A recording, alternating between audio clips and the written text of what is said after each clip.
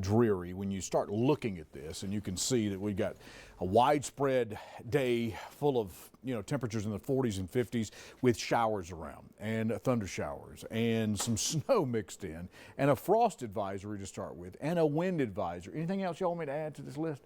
Because it's going to be barbecue. Yes, 100% chance of grandpa's. And because that's where I'm going for. I hope they open on Monday. Good night in the morning. I hope they're open. 52 in Rexburg today, and we will see breezes that are going to kick your britches up, if you will. Currently, we're sitting right now at 40 in Rexburg. It's 38 in IF. That frost advisory gets done about 8 o'clock this morning. It'll be back around tomorrow.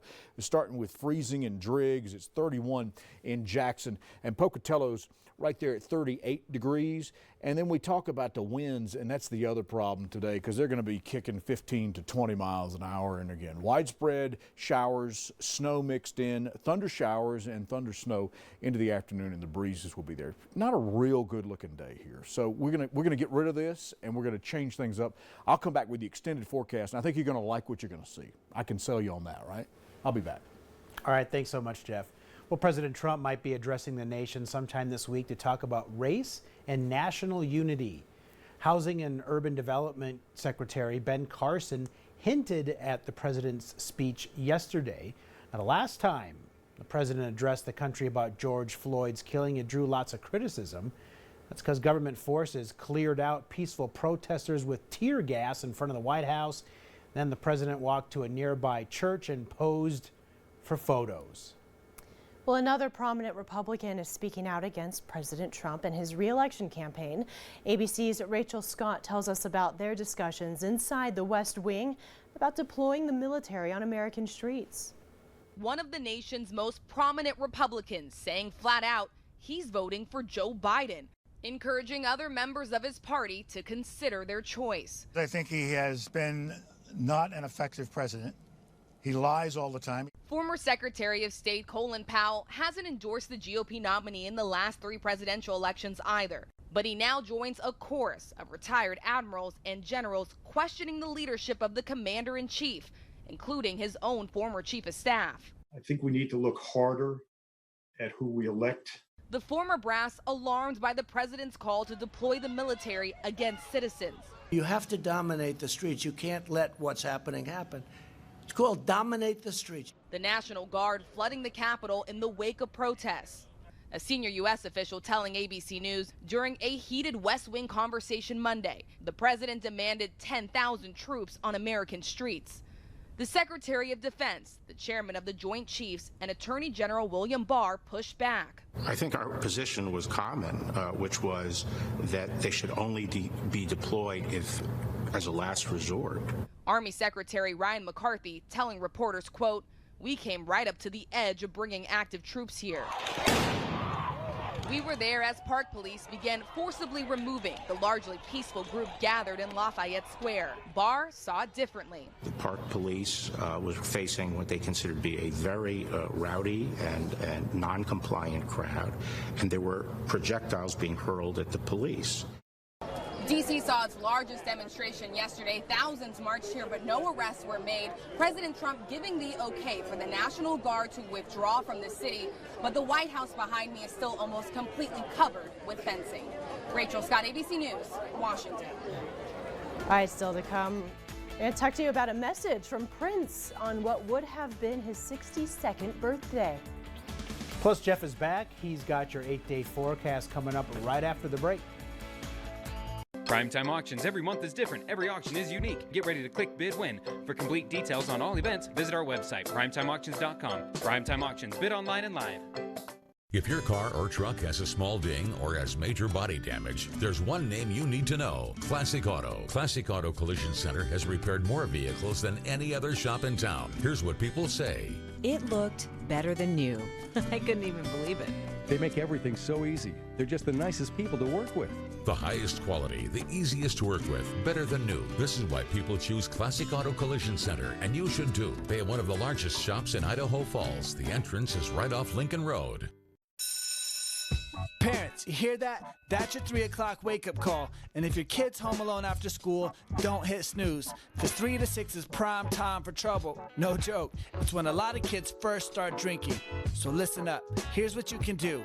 Take time to check in every day. Sign them up for after-school activities and make sure they cannot access alcohol at home. Find more ways to keep your kid alcohol-free at BeTheParents.org. My part-time service in the Army National Guard makes it possible for me to be more for the community I call home. I'm a better neighbor because my service has taught me how important it is to be a team player. My training helps me in my classes when I must give attention to detail to the task at hand. My service in the Army National Guard allows me to keep my community and those I care about safe from threats. Learn more about how you too can live and serve part-time close to home by visiting nationalguard.com.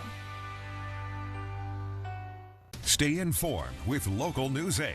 Continuing coverage of COVID-19 in Idaho. Confirmed today that 2 of its staff members have tested positive for the virus. These cases come as Idaho officials report a spike in the number of cases across the state. Police department is on our side. Local News 8. Local people, local news.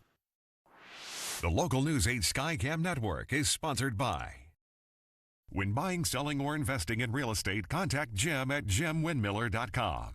Ashley Home Store. This is home in Twin Falls, Idaho Falls, and Pocatello.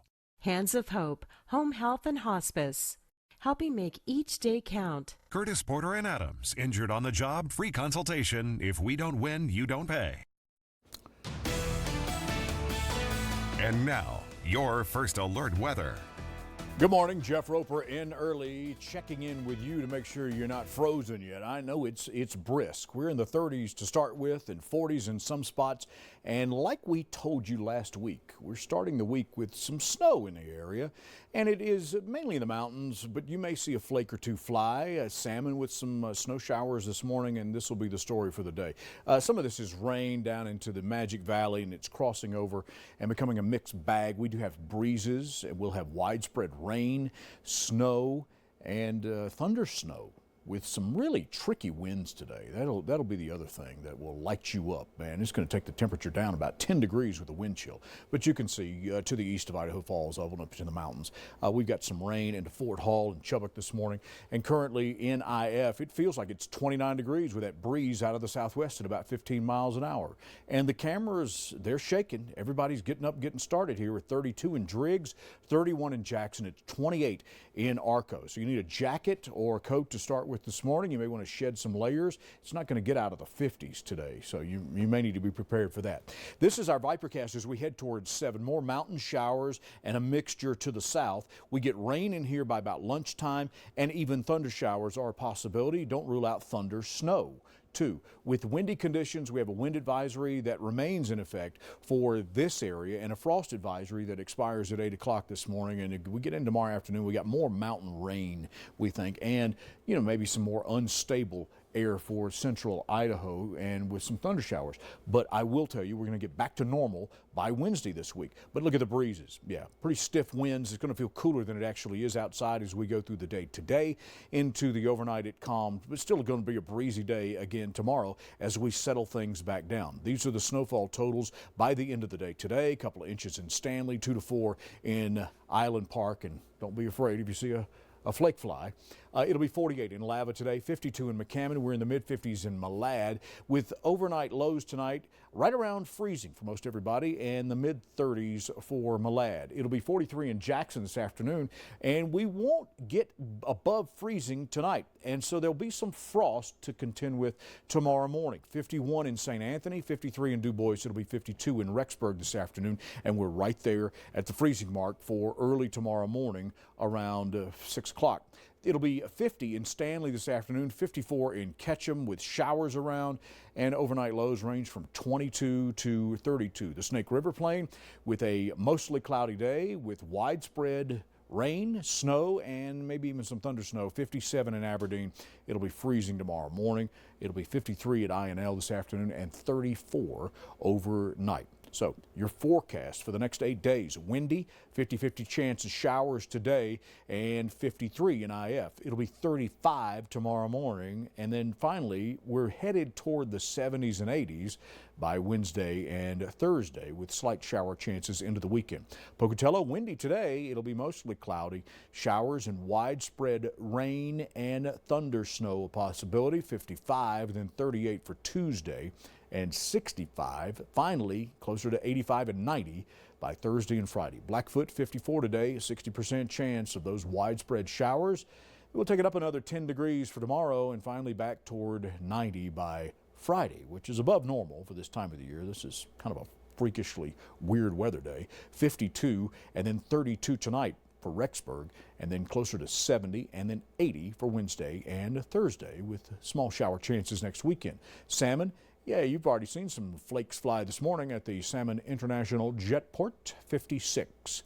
By this afternoon, it'll be closer to freezing tomorrow morning with frost around, and maybe a flake or two flying here before the end of the day today. So look out for 62 tomorrow and 72, 80 by Thursday. Jackson, 47, and then we'll get to 57 for Tuesday, and then Wednesday a pair of 60s, and then we see 74 degrees finally by about Thursday before I bring in any more shower chances. Jackson will be 81 by Friday, which is a pretty good looking forecast. Today, I apologize from the heart of my bottom. Dan? Okay, thanks so much, Jeff.